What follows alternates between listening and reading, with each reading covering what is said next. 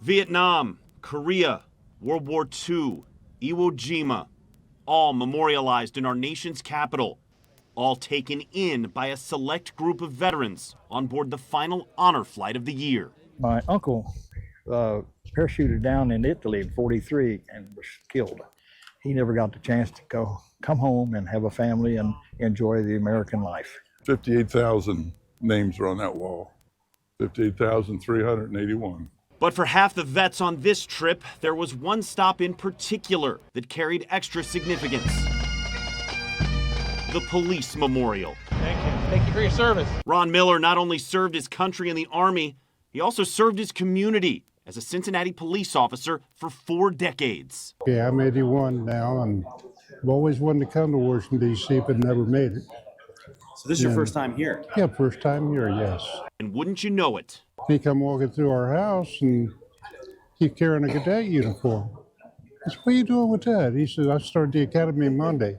He did it without me even knowing it. Ron's son Mike followed in his footsteps, now with 31 years on the force, currently a homicide investigator. The man was gregarious and worked a lot, but also would come home with the stories of saving somebody or corralling a loose cow in District 5 or helping somebody out, and that resonated. So making money in the private sector became less important than it was to kind of get on board with just serving. And sometimes serving means making the ultimate sacrifice, something the Millers know all too well.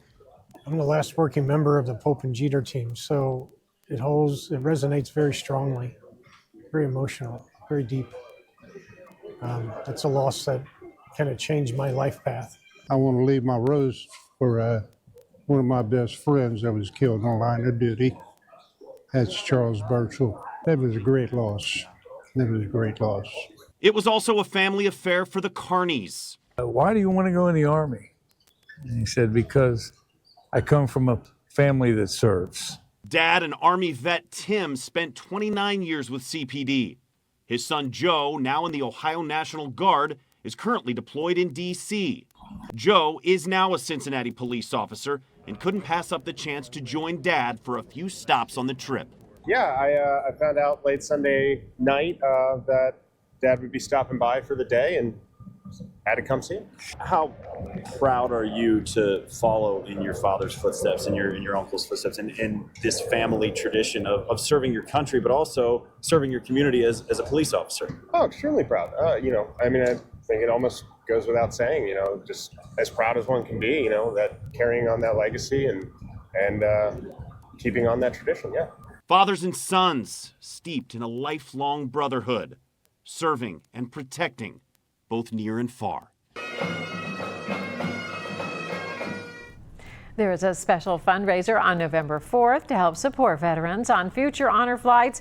If you'd like to buy tickets or contribute to the cause, you can find details inside this story on our website, local12.com. Sure, you could stop watching now, but let's be honest, you want to see more. So click some of those links, or better yet, go ahead and tap subscribe. That way you'll catch more content from Local 12.